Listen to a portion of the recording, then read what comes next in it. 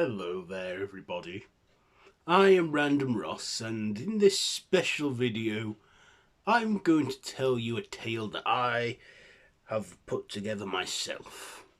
It's an audio reading, and as it is Christmas I thought I would give you all a nice Christmas treat.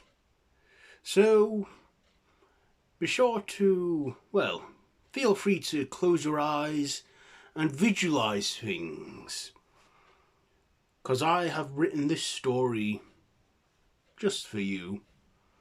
It is called Nicholas, the story of a young man who dreams, or at least wishes, to end poverty and sadness around and bring Christmas cheer.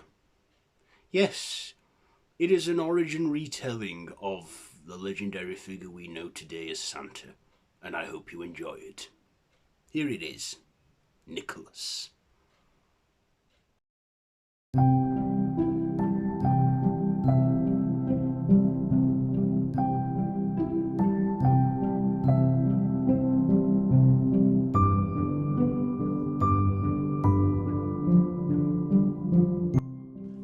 Long ago, in a small Turkish village called Meri, lived this family. There was a mother, a father, and then there was their 3 children, their 3 sons. Their names were Frederick, Alexander, but most importantly the youngest one, Nicholas. They didn't have much, but they got by. Being poor, they always knew that they would always have one another. And when things were down, Nicholas would always give love to his family and make a gift in any way he could, whether it be a satsuma or a little piece of gold that he may have earned. Nicholas was always seen as a generous kind, and always gave to those who were not as fortunate as he was. Whenever his birthday came around on March 15th, he would always give his gifts to other children that were not as fortunate as he was. And of course, he would also give love and support to his brothers. His village was pretty poor, and there was a lot of poverty in there too. The only sanctuary being the local church, which was run by a bishop named Crampon, who only felt that donations were earned by those who truly deserve it. Every Christmas, on the 25th day of the 12-month display, he would select someone he feels has earned a piece of gold and a piece of fruit. And that is all they would be given to survive on. Times were tough during the winter months, and Nicholas always thought that this was not fair. One day, when it was a cold winter, Nicholas noticed something in a bush. Going up to it, he found a small little bunny rabbit that he picked up. Noticing it was all alone and had no family or nothing, he took the creature home and cared for it. His parents saying that it's a lot of responsibility caring for an animal, and that they barely have enough to feed their chickens when they need eggs. Nicholas said that he will give it all his rations if need be, but was determined to keep the bunny and look after it. His second brother, Alexander, asked Nicholas, "What are you going to do with the rabbit?" "What are you going to call it?" said Frederick. Nicholas said, "I think I'll call him Sonny. Sonny the bunny." Of course, as Sonny grew, he was a little mischievous bunny rabbit, always hiding things around the house for everyone to find. And when the chickens laid the eggs, he would always take the eggs and hide them around, especially around the springtime when Easter came, when the chickens would lay their eggs mostly where the family would sell the eggs as well. Then Nicholas thought it'd be fun to make this a little game where him and his brothers hunt for the eggs upon Easter, and every year that became a tradition. Of course, his village was always poor and in poverty, and when another Christmas came and another person was chosen to be given a golden fruit, it was not Nicholas's family. Nicholas found this unfair. Why should only a certain person have charity given to them, and even then when it's earned?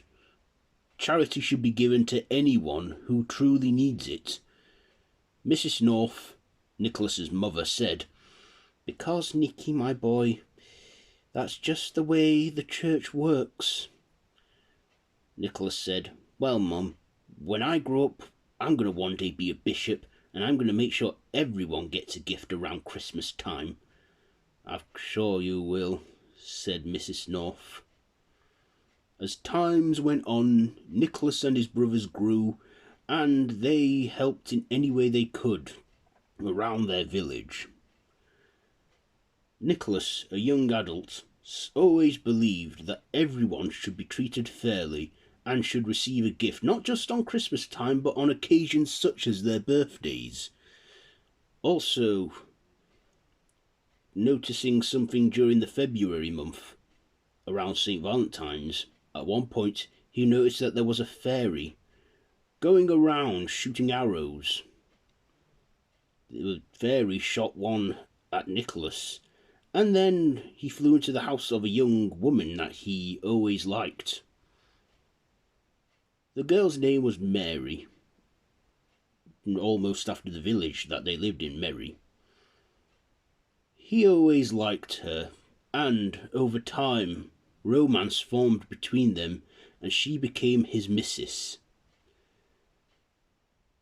Both of them becoming husband and wife, and even though they did not have much, they got by. Nicholas eventually building his own little house, and his brothers also growing up and doing the same. As for the Bishop Crampon, he always gave a small piece of gold to someone who deserved it, or he felt deserved it. At one point, Nicholas decided to go to the Bishop Crampon, and he requested that he give some gold to his family, particularly his parents, as they have grown old and frail. Crampon saying they have not earned this. They don't get anything. I may not even donate to anybody this year.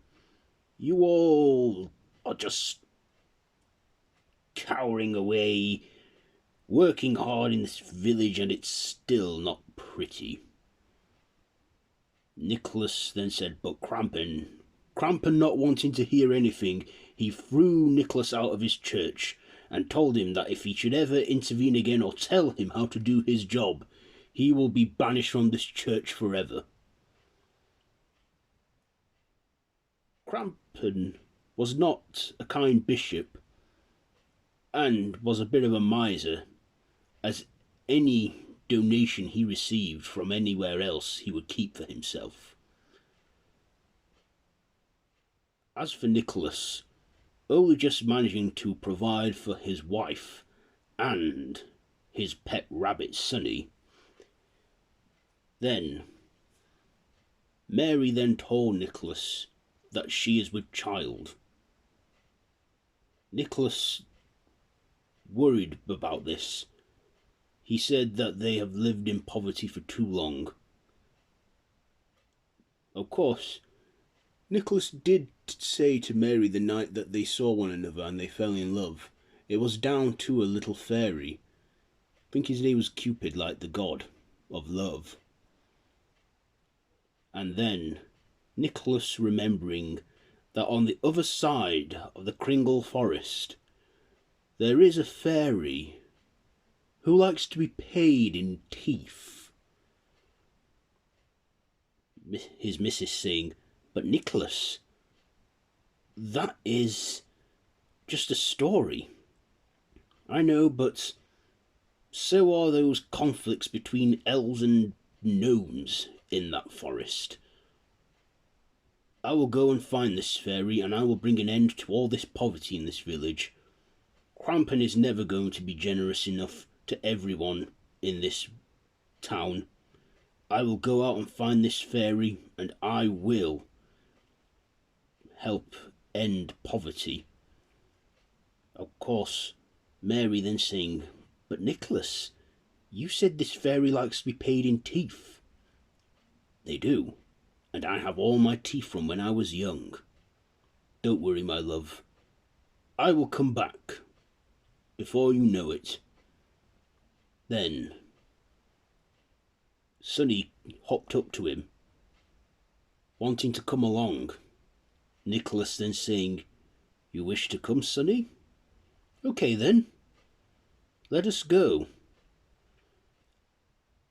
As Nicholas preps up a sleigh with a horse, he then promises that he will be back with this fairy, and he will end the poverty in this village once and for all. With it being winter and the cold months coming, he had the horse pull a sleigh along as he made his way to this fairy, knowing it would be on the other end of the Kringle Forest, and not knowing if there was even a fairy at all. He took his chances. Over time, the horse kept pulling the open sleigh.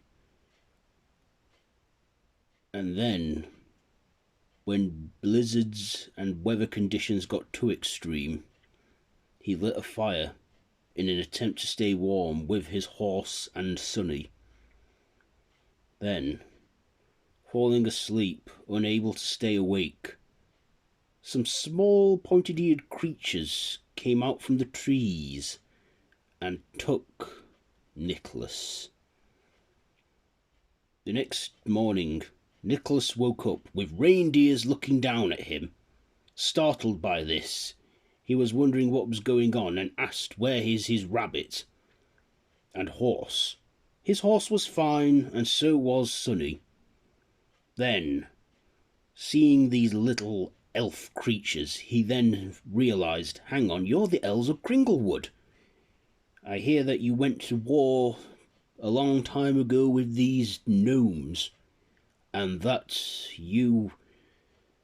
well, your village is nice, slightly better than mine," he said. The elves, unable to understand him, spoke in a weird elf language that not even Nicholas could speak. Then, as the evening drew on, and as he spent time with these creatures, as his sleigh he noticed that was damaged, the elves were only happy to oblige and fix it. Also, noticing that his horse had hurt his leg, he knew that he would have to continue this journey on foot. The elves then, that night at the ceremony, came to Nicholas and Sonny, presenting a fruit that was very rare and was said to contain magic, the fruit being called the Kringle fruit. Then all the elves started to chant in their own language to Nicholas, implying that he should eat it. Nicholas not knowing what was going on, but he sees Sonny tucking into his little fruit. And then Nicholas reluctantly took a bite, eating the fruit, having a nice tasting feeling of raisins and fruit-filled mince and everything. He then gobbled up the fruit, and as he finished it and swallowed it, all the elves started to sound like they made sense and were shouting to Nicholas, "Eat the fruit, eat the fruit, eat the fruit." Nicholas then saying, "Hang on, you're all speaking Turkish." Then the leader of the elf tribe said, "No, you are speaking Elfish." "Who are you then?" We prefer to be called elves, if you don't mind, said the elder elf. I am Dewey, and this is my tribe. We fought for long with the gnomes, but in the end we came to the agreement. We live on one side of the woods. They live elsewhere if they wish. Nicholas then saying, well, I want to thank you. How am I talking? How are we communicating? Then Sunny, his rabbit, saying, I think that's what the fruit does. It enables us to understand one another and speak any language. Nicholas then going, whoa, you're speaking, Sunny? Then the reindeer saying, this is the bit where he goes into that state where you, well, can't process it. Hold on, the reindeers are talking. The elves, they say, yes, these reindeers, we ride them. They are our transportation units, said another elf. The reindeers then introduced themselves, all 8 of them, saying, I'm Prancer, I'm Dancer, I'm Comet, I'm Cupid, I'm Donner, I'm Blitzen, I'm Dasher, I'm Vixen. All the reindeers introducing themselves. Nicholas then telling them that he's on this quest to find this magical fairy, and with his horse being injured, he needs help getting there. The elves telling him that his sleigh is fixed. But you must do something in return for us, said the elf chief, Dewey. What? You must give us a new home, a new sanctuary. We can't live in these woods anymore, said the elder elf Dewey. Okay, said Nicholas, I'll see what I can do. But first I must find this fairy to end poverty in my village. Okay then. Then you may take the reindeers. I don't think the reindeers are going to be strong enough like my horse. If it takes all 8, then you may borrow all 8 reindeers, and they will pull the sleigh. Of course, one of my elves will come with you. Then the chief elf, Dewey, saying, Curtis. Yes, Papa? They call me Papa, said Dewey. That's what I am to them, Papa Elf. He will accompany you and make sure you fulfill the end of the deal, where you help us find a new home. And then what? Is our bidding, is our debt whatever done? Of course. We might even be loyal to you. We love to make things, said another elf. We like to fix things. We like to eat fruit and riches. Well, like I said, I'll see what I can do. So then Nicholas had the reindeers all harnessed up with his new fixed sleigh, and also the elves there, saying, why aren't they moving? You must call them out by their names. Then Nicholas did so, calling out their names one by one. Then the reindeers pulled the sleigh as they carried on their journey. Of course, back at the village, the Bishop Crampen performing one of the masses, saying that although some of you have well earned your gift of a fruit and gold, I cannot provide it for all of you. Then Nicholas's brother, Frederick, saying, well, our brother is out on a quest to find this fairy. What fairy? He's out to find a fairy, said Alexander. Our brother will pull through for us. He's never let us down before. Now, your brother. You're the North family, aren't you? Said Crampen. Crampen then banished them from the church for such blasphemy, thinking that there is a fairy out there who can help all and accepts teeth as payment.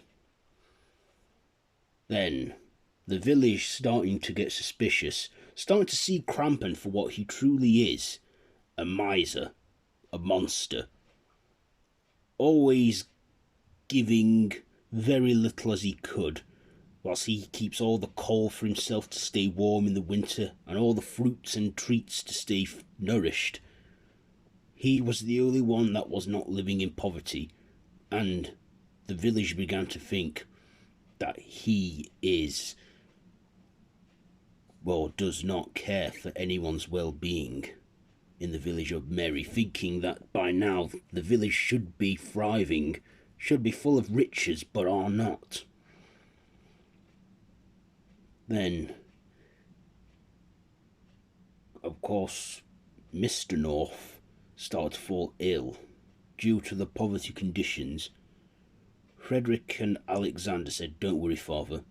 Nicholas will come back. He won't let us down." As for Mary, she said, "Oh, my Nicholas, do come home safely." As Nicholas, Sonny, and the elf Curtis and the reindeers settle down for the night, Nicholas is about to take a bite out of a carrot, but sees that Sonny is in need of it, and also the reindeers, cutting the carrot up into pieces and sharing it out. Also, the elf Curtis ate some dough that he cooked in his tree, giving some to Santa. Well, then the elf then said, "Santa, why do you call me Santa?" Nicholas said, "I don't know. You're like a saint. You're a Santa Claus." Santa Claus, I don't know. It translates as Saint Nicholas in Dutch or something. I don't know. But you are like a saint. You're a good person, Nicholas. I can see that. Thank you. But, yeah, my name's not Santy or Santa. It's Nicholas North. Then, as they are asleep, some creature comes from the sand. A weird little man, tiptoeing around and flicking sand into the reindeer's eyes and into Sonny's eyes, and then into Curtis's eyes. Then, just as he's about to flick a grain of sand into Nicholas's eye, he wakes and stops the little Sandman from doing anything. He's going, "Hold on, what are you doing?" "Hey, I didn't mean anything. I'm just a sand fairy." "I can see that you're a sand fairy, but what do you mean, a sand fairy?" "I thrive off people's dreams," said the sand fairy. "What are you?" "I am a man made of sand. I give dreams to good people, and they feed me. It's what gives me my power. I've been doing it for a long time, to many villages. But over time, villages have moved on as such. My dream would be to make sure everyone has nice dreams," said the Sandman. Nicholas then said, "Well, I'm on my way to see this fairy." "You know what my dream is, most of all," said Nicholas. "What is it?" "To just make sure there is no poverty in the world. To make sure everyone gets a gift on Christmas in celebration of Jesus Christ's birth." "That's quite a nice dream, but what will you get out of it?" "Well, I imagine I'll get people's happiness. Maybe some treats in return, I don't know. But I feel that I'm happy when everyone else is happy." "Wow. Can I come with you on this quest? I mean, your village sounds quite poverty-stricken. How do you know I'm from a village?" "Well, the way you're dressed. You know, in red cloak. You look quite poor." "Okay, said Nicholas. Well, I'm going to sleep. Please don't give me any bad dreams. You're not bad. You'll have a nice one. Then, the next morning when they all wake up, Nicholas then introduces the Sandman to everybody, saying, "This is my rabbit, Sunny." The rabbit going, "Hi." Wow, a talking rabbit. We both ate an enchanted fruit that can help us understand any single language at all now, and any single language to those who we speak it to. Do you speak any particular language that I can't hear? I speak my language and that's it. You sound that to me. This is my pet rabbit, Sunny. These are some reindeers and this is an elf named Curse. Before I go back to my village, I'm going to find this fairy. Oh, you mean the Fairy of Teeth, said the Sandman. I know that fairy all too well. You do? Can you take her to us?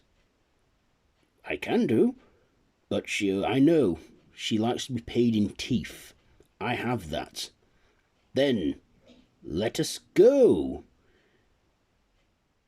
The group then resume their journey as they make their way all the way out of the Kringle Forest, where they then find themselves in a small land of dust and glowing lights.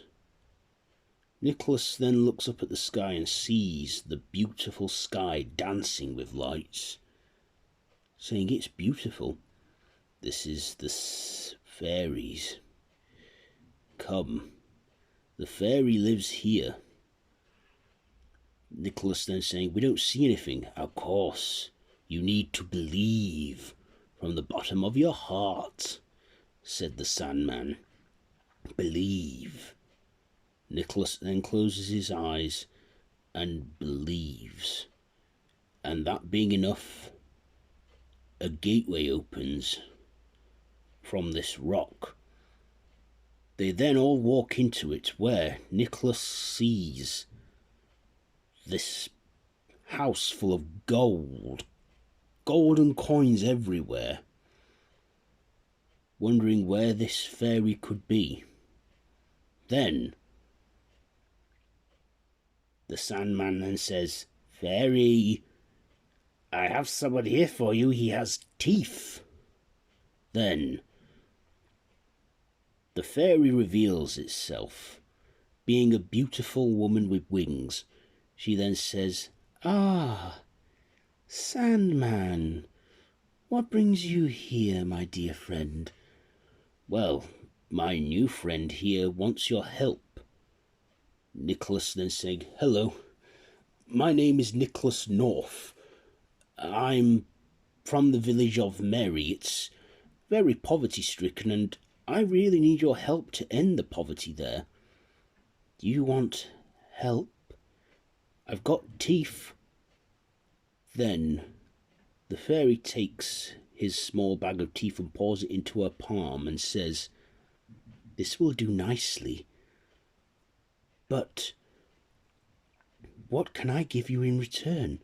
You can help my village. I mean, look at all this gold. You could give it to them. I mean, do you ever do anything with it?" "Not really," said the Tooth Fairy. "It's teeth I seek." Then Sunny saying, "Ah, so you're a Tooth Fairy then, The fairy then saying, "Yes, I guess I am." "I will come back to your village with you, Nicholas," said the fairy. "But it's a long journey you must have made." "It took me a long time, and of course it is Christmas Eve tomorrow. I was hoping to deliver this whole gift of charity to them by then." "Well, you can," said the fairy. "Come, let us go to your transportation." The fairy then sees the reindeers. The reindeer's been amazed, saying, "Wow, you're a beautiful fairy." "Yeah," said another reindeer. "Fairies are usually evil creatures." "Oh, not all of us are. Looks like you'll need to get back to your village fast. Get into your sleigh." My sleigh? Yes. Get into your sleigh, and I can make it fly. Sprinkling dust all over the sleigh and the reindeers, they then begin to elevate as they then start to fly.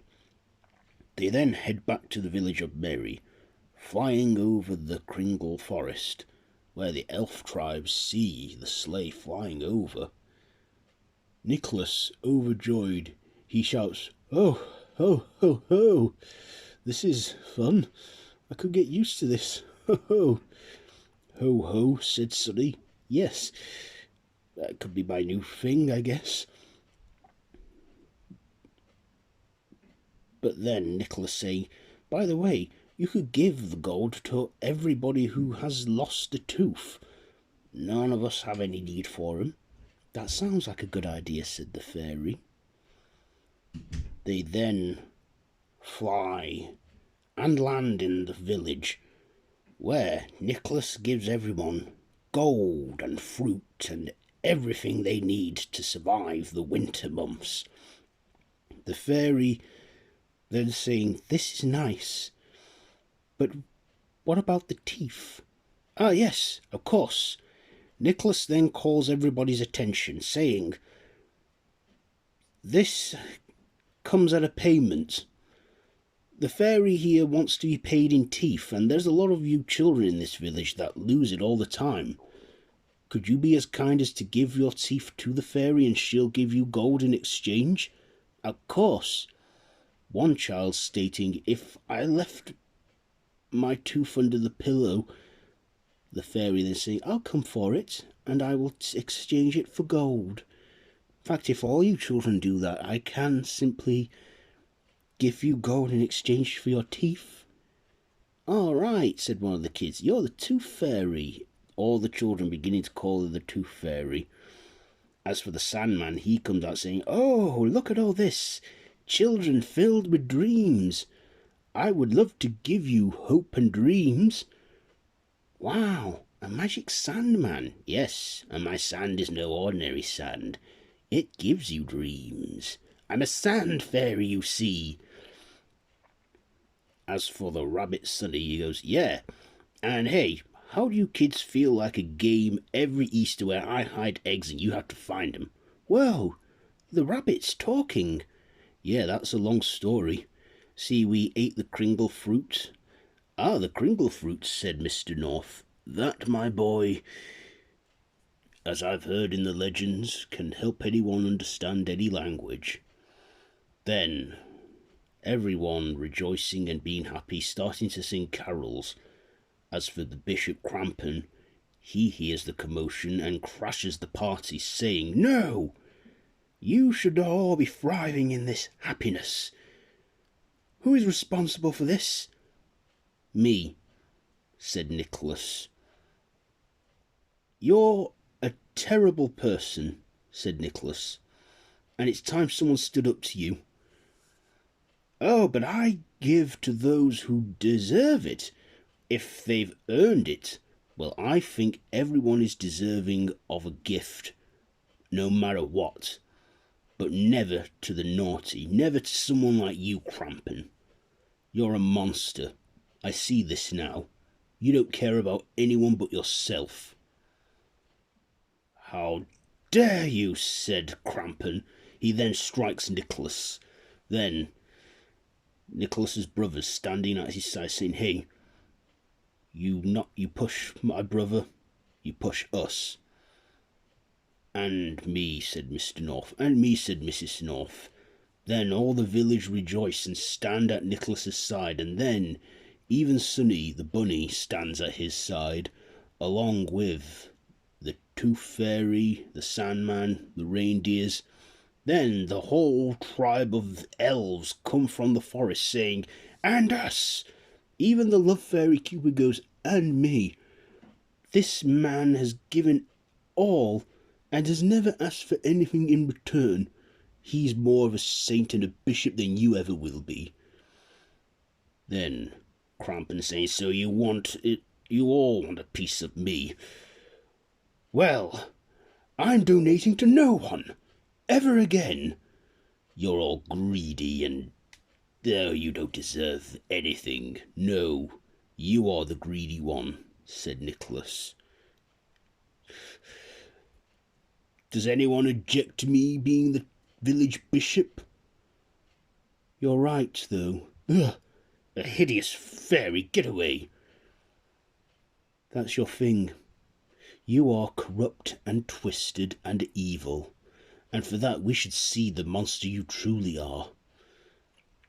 "What do you mean?" "The fairy then strikes Crampen.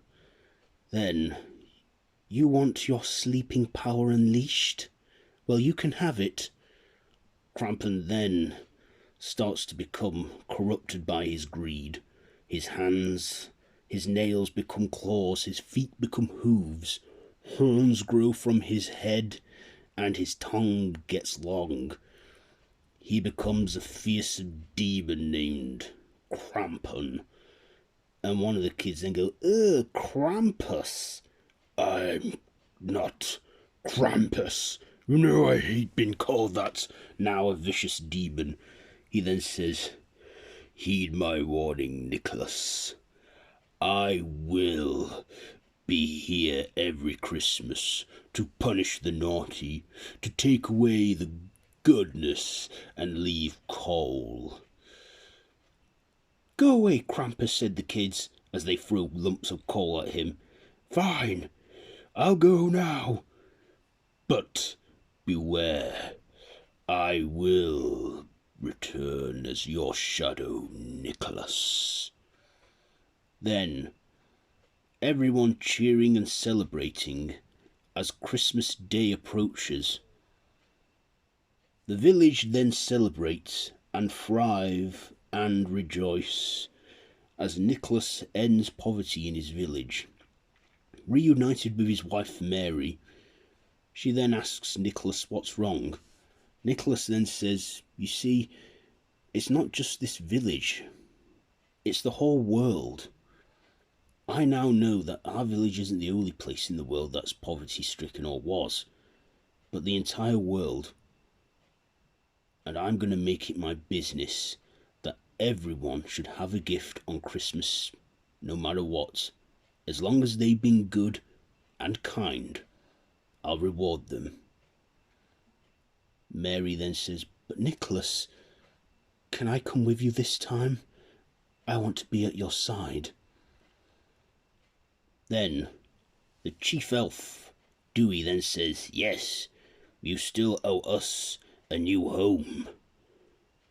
Then Nicholas then saying, "I'm going to fulfill that promise. How good are you at building?" "Very good, very fast." "Do you not mind the cold?" "We don't mind the cold," said the elves. Then Nicholas tells his village that he will come back, and after he helps the elves find a new home, and then vows that every Christmas after this one he will give gifts to the good. He then gets on his sleigh with his reindeers flying with the elves, and they fly to a remote place on the top of the earth, the North Pole.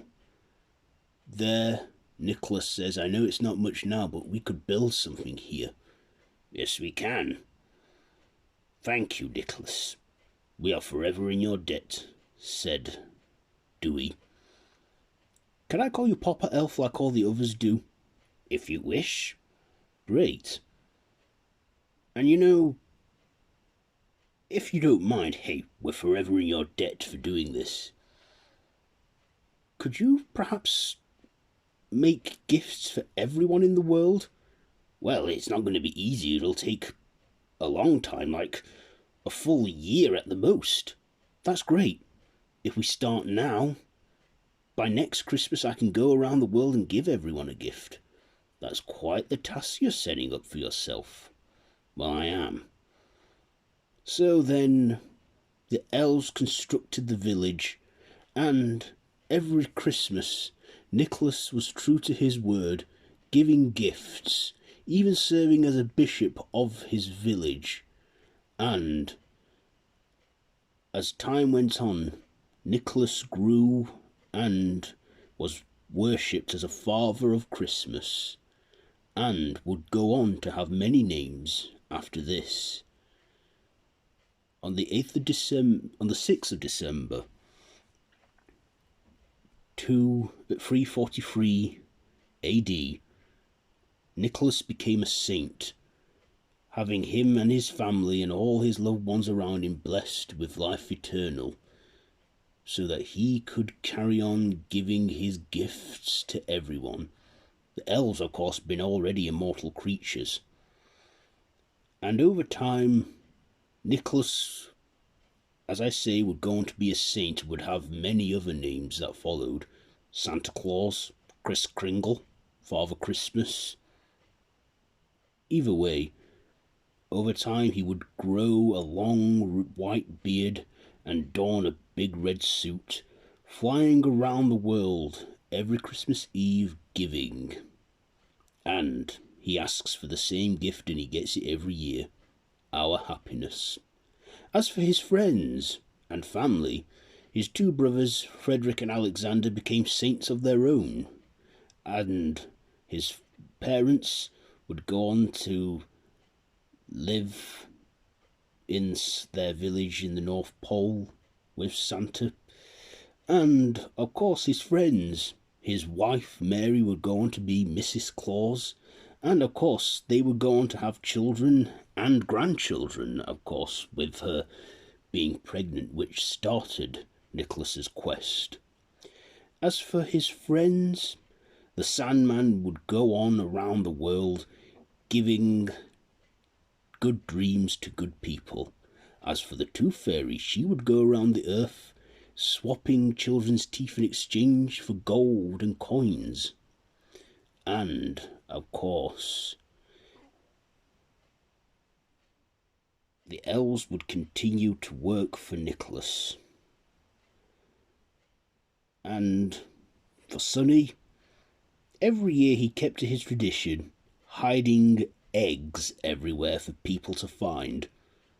And of course, he would also decorate the eggs and leave them to hiding, and would go on to become, well, the Easter Bunny. Even though the holiday is different every year, he never fails to make sure everyone hunts for those eggs on Easter Sunday. As for Nicholas, he would go on to be a happy man, and even though he could not end world poverty, as the fairy told him, he thought as long as he can make that day, Christmas Day, that bit better for everyone, he knew he had done good. As for Nicholas, one day he had a little stowaway in one of the reindeer stables.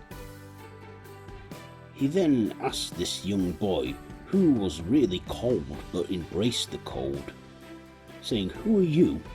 I was born from the cold. I thrive on the cold." "But what is your name, boy?" "My name? Why, my name is Jack Frost." "Really? How would you like to... Well, what can you do?"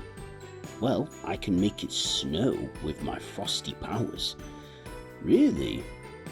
You know, a lot of people love snow at Christmas. Maybe you could help me out here." And of course, that was the start of another long friendship between Santa and Jack Frost, as he would go on to also be remembered as a legendary figure like Santa. And every year, Nicholas always finds it in his heart to reward the good and the naughty. Of course, the naughty would not get gifts, they would just get lumps of coal. As for Krampus, he would go on to be known as, well, the anti-Santa. But wherever Krampus was, Nicholas was always there to stop him from doing true evil.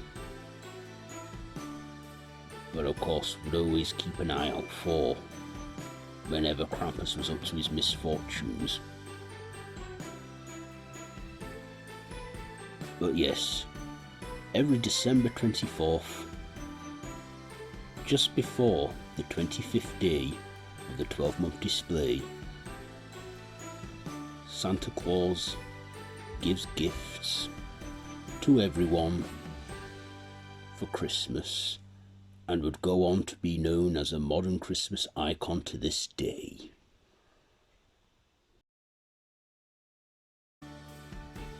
And there you go, my story on Nicholas.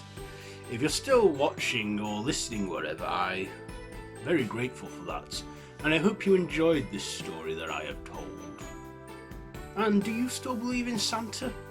Well, I do from a certain point of view. I believe that St. Nicholas is the real ghost of Christmas present. And on Christmas Eve, his ghost flies the earth, filling us with joy and goodwill and Christmas spirit. That's how I choose to believe it these days. But of course, he could very much be real, definitely to the children. Anyway, yes, I hope you enjoyed my story, and I would like to wish you a very Merry Christmas and a Happy New Year from me. All the best for 2024. So until next time, I bid you all a goodbye, friends, goodbye.